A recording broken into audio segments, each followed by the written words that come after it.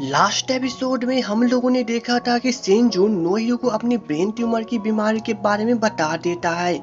अब इस एपिसोड में नोयू काफी ज्यादा शॉक्ड होती है और उसे लगता है कि सेंजू अभी भी मजाक कर रहा है और इसलिए वो उसे मजाक करने के लिए मना करती है और नेक्स्ट क्वेश्चन पूछती है।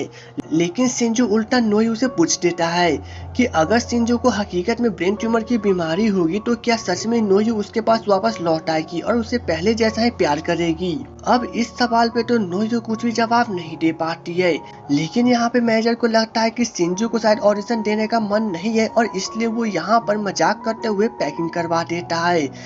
लेकिन हमारी नोयू तो सेंजू की बातों से इस कदर परेशान हो जाती है कि वो सच में टेबल पर अपना सर पटकने लगती है। अब जीटा जब उसे देखता है तो वो उससे पूछता है कि आखिर वो इतनी परेशान क्यों है। लेकिन यहाँ पे नोयू उल्टा जीटा से कह देती है कि वो जानती है कि जीटा नोयू को पसंद करता है और अब नोयू ने मूड बना लिया है कि वो जीटा से शादी करना चाहती है। तो क्या जीटा उससे शादी करेगा। लेकिन यहाँ पे हमारा जीटा का वही हाल हो जाता है जो थोड़ी देर पहले नोयू का हुआ था और वो भी इसका कोई जवाब नहीं दे पाता है। जिसके बाद तो हमारी नोयू यहाँ से उदास होकर चली जाती है। अब यहाँ पे तो जीटा नोयू के इस सवाल में बहुत ज्यादा परेशान हो जाता है।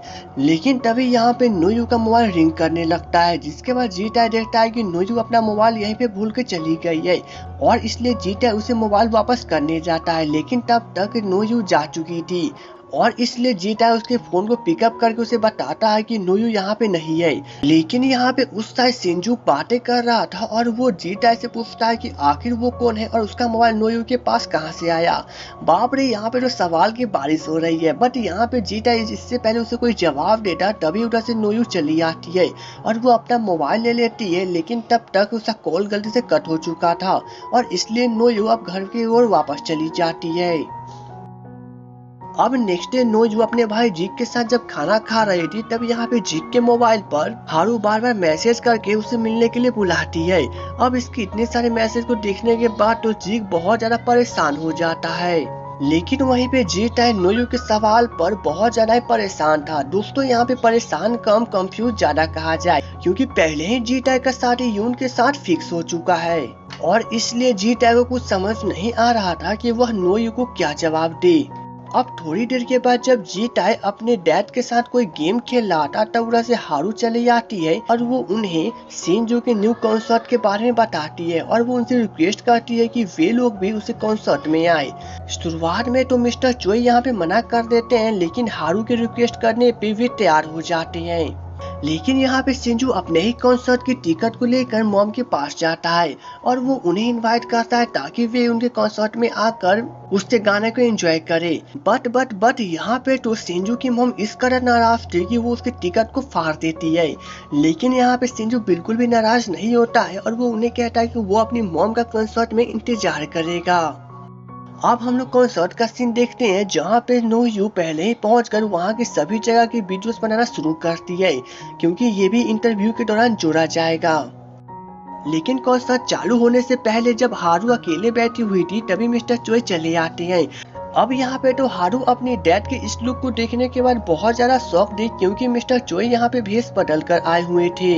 लेकिन इसी कॉन्सर्ट में हम लोग जीटा को देखते हैं जो कि सेंजू के कॉन्सर्ट को देखने के लिए आया हुआ था। अब थोड़ी देर के बाद कॉन्सर्ट चालू हो जाता है जहाँ पे सेंजू अपना सिंगिंग परफॉर्मेंस जारी रखता है और यहाँ पे नोयू कैमरा वोमैन बनकर वीडियोस फोटो बनाना शुरू करती है और सिंगिंग करते करते इस प्रकार से फर्स्ट राउंड खत्म हो जाता है। जिसके बाद तो मिस्टर चोई भी अब वहां से चले जाते हैं। लेकिन जाने के बाद उन्हें अब याद चला ही आता है कि सेंजू वही लड़का है जो कि कभी प्रोस्टिट्यूटर बनने के लिए उनके पास आया था।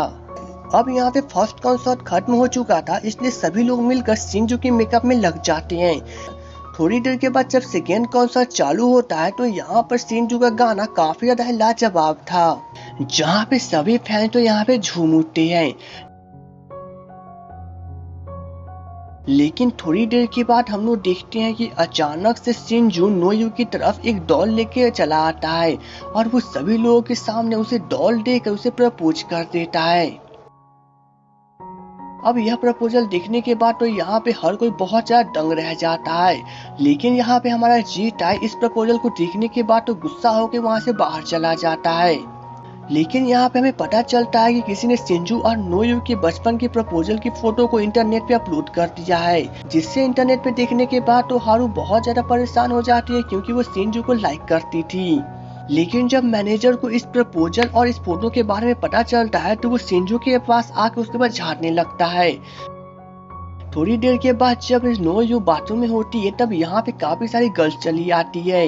अब उन गर्ल्स को देखने के बाद तो यहाँ पे नोयू काफी ज्यादा डर जाती है क्योंकि उसे लगता है कि कहीं ये लोग मिलकर उसके ऊपर हमला न करते, और इसलिए वो उन लोगों के सामने हल्की सी मुस्कान देती हुई बाहर निकलती है। लेकिन बाहर पहले से ही रिपोर्टर उसका इंतजार कर रही थी और वो उसे वही फोटो दिखाते हुए उससे कॉलेज लाइफ के बारे में पूछती है। अब इस फोटो को देखने के बाद तो नोयू भी बहुत ज्यादा परेशान हो जाती है, बट यहाँ पे उधर से जीटा चला आता है और वो नोयू को वहाँ से ले जाता है। अब जीटा जब नोयू को लेकर बाहर निकलता है तो बाहर पहले से ही सेन जो अपना वेश बदल कर वहाँ पे उसका इंतजार कर रहा था। अब यहाँ पे इन दोनों मेन लीड की तो हमें काफी बड़ा क्रश देखने को मिलता है, जहाँ पे जीटा है सिंजू को रास्ते से हटने के लिए कहता है। लेकिन सिंजू जीटा से पूछ देता है कि क्या वो हकीकत में नोयू को इसी प्रकार से सपोर्ट करते रहेगा चाहे कुछ भी हो जाए। अब यहाँ पे तो हमारा जीटा है इस सवाल का जवाब नहीं दे पाता है क्योंकि यहाँ पे मीडिया उसे चारों तरफ से घेर चुकी थी और वो अपनी डैड की इमेज खराब नहीं करना चाहता था, इसलिए वो अपना सिर नीचे कर लेता है ताकि कोई उसकी फोटो ना खींच सके, और इसी कारण से सिंजू नोयू को लेकर वहाँ से चला जाता है। अब थोड़ी देर के बाद सिंजू नोयू को लेकर एक नदी के किनारे आता है, लेकिन यहाँ पे नोयू समझ जाती है कि उस फोटो को सिंजू ने इंटरनेट पे अपलोड किया है और इसलिए वो उससे नाराज होकर बाहर चली जाती है, जिसके बाद वो समुद्र के किनारे बैठकर ड्रिंकिंग शुरू कर देती है। उधर जब जीक इंटरनेट पर नोयू की फोटो को देखता है तो वो वहाँ पर बहुत सारे लोगों के गंदे गंदे कमेंट्स देखता है, जिसके बाद तो उसे गुस्सा आ जाता है जहाँ पे हारू ने भी गंदे कमेंट्स किए थे, और इसलिए वो हारू को कॉल करके उसे काफी कुछ सुनाता है और उसके ऊपर बहुत ज्यादा चिल्लाता है। अब हारू को भी समझ में नहीं आ रहा था कि आखिर जीक क्यों चिल्ला रहा है। लेकिन यहाँ पे हमारी नोयू तो बहुत ज्यादा ड्रिंकिंग कर लेती है और वो सिंजू से उसका मोबाइल मांगकर जीटा को कॉल करके पूछती है कि आखिर उसने सभी लोगों के बीच में उसका हाथ क्यों छोड़ दिया, और इस कारण से वो उस पर बहुत ज्यादा ही गुस्सा करती है। लेकिन सिंजू को नोयू को इस तरह चिल्लाते हुए बिल्कुल भी पसंद नहीं आता है और इसलिए वो उसके हाथ से मोबाइल छीन कर समुद्र में फेंक देती है। अब यह देखने के बाद तो हमारी नोयू बहुत ज्यादा गुस्सा हो जाती है और वो समुद्र में जाने की कोशिश करती है, लेकिन यहाँ पर सिंजू उसे नहीं जाने देता है, जिसके बाद यहाँ पे नोयू बकबक करते करते खुद बेहोश हो जाती है। अब नेक्स्ट डे जब नोयू को होश आता है तो वो देखती है कि वो किसी के घर में है, जहाँ पे उसके किसी ने कपड़े को भी एक्सचेंज कर दिया है। अब नोयू जब बाहर जाती है तो वहाँ पे एक दादी माँ उसे बताती है कि कल रात को सिंजू ने उसे यहाँ पे लेके आया था और उसी ने उससे कपड़े को एक्सचेंज किया था, जिसके बाद तो हमारी नोयू काफी ज्यादा डर जाती है कि कहीं सिंजू ने कुछ और नहीं देख लिया हो। अब थोड़ी देर के बाद जब नोयू कार के पास पहुंचती है तो वहां पे सिंजू नहीं था, इसलिए यहाँ पे हमारी नोयू बस पकड़ कर अब घर की ओर जाने लगती है। लेकिन यहाँ पे कॉल करके उसका भाई उसे सब कुछ बता देता है कि किस प्रकार से उसकी फोटो मीडिया में पूरी तरह से छाई हुई है। अब इन सभी बातों को सुनने के बाद तो हमारी नोयू बहुत ज्यादा ही परेशान हो जाती है और तभी उसे याद चला आता है कि कैसे सिंजू रात को नोयू को पिगी बैंक ऑफर करके उसे घर के पास ले गया था और वहाँ पे उसने दादी माँ से झूठ बोला था कि वो उसकी पत्नी है, और इसी कारण से दादी माँ के कहने पर उसने खुद उसके कपड़े को एक्सचेंज किया था, जहाँ पे तो सिंजू बहुत ज्यादा ही घबरा रहा था। अब इन सभी बात को याद आने के बाद तो हमारी नोयू का रिएक्शन कुछ ऐसा था। वहीं पे जीक के बुलाने पे हारू उससे मिलने के लिए जाती है, जहाँ पे तो जीक बहुत ज्यादा गुस्सा था क्योंकि उसने नोयू के फोटो के ऊपर काफी गंदे गंदे कमेंट्स किए थे, और एट लास्ट वो उसके गुस्सा होकर कुछ ऐसा करता है। लेकिन यहाँ पे हमारी हारू भी कम नहीं थी और वो जीक को काफी जोर से डांट काट देती है। उधर हमारी नोयू भेष बदलने के बाद भी काफी ज्यादा अनकंफर्टेबल फील कर रही थी क्योंकि लोग उसे फिर भी पहचान रहे थे। अब जब नोयू अपने घर पे पहुंचती है तो वो वहाँ पे काफी सारे रिपोर्टर्स को देखती है, जिसके बाद तो वो कार के पीछे छुप जाती है। लेकिन यहाँ पे जीटा चला आता है और वो उसे अपने साथ रेस्टोरेंट में लेके जाता है, जहाँ पे नोयू उससे फिर से वही सभी बातें पूछने लगती है कि आखिर उसने रात को मदद क्यों नहीं किया था। तब इस पर जीटा इससे कोई भी जवाब नहीं दे पाता है और वो उसे बताता है कि उसकी कोई पर्सनल प्रॉब्लम थी और इसलिए वो इतना कहने के बाद बाहर चला जाता है। लेकिन हमारी नोयू तो अभी भी बहुत ज्यादा परेशान थी और तभी उसे फिर से याद आता है कि किस प्रकार से रात को जब वो सो रही थी तभी वो देखती है कि उसके सामने सिंजू सोया हुआ है और वो उसे देख देख के मुस्कुरा रहा था। अब नोयू को जब याद आता है कि वह अपना मोबाइल तो सिंजू के कार में ही भूल गई है तो वह फिर से टैक्सी पकड़ के उसी जगह पे पहुंचती है।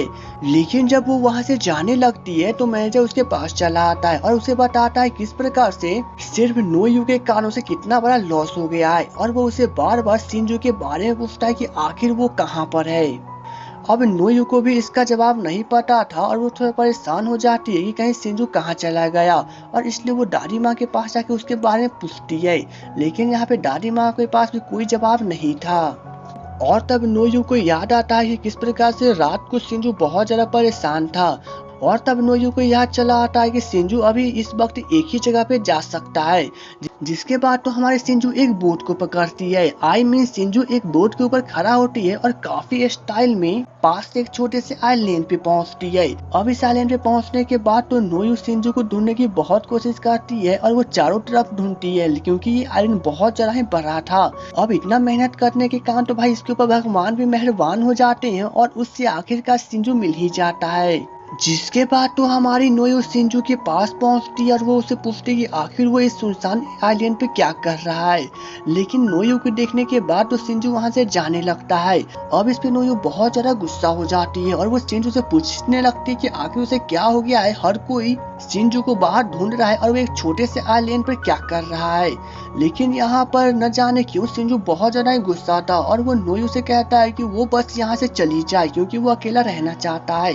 और इतना कहने के बाद सिंजू वहां से आगे बढ़ जाता है। अब यहाँ पे तो नोयू को कुछ भी समझ नहीं आ रहा था कि सिंजू इतना गुस्सा क्यों है और इसी के साथ एपिसोड की एंडिंग हो जाती है। तो दोस्तों उम्मीद है आपको मेरा एक्सप्लेनेशन अच्छा लगा हो, तो प्लीज वीडियो को लाइक और चैनल को सब्सक्राइब कर ले। तो चलिए दोस्तों मिलेंगे नेक्स्ट वीडियो में, तब तक के लिए goodbye and take care.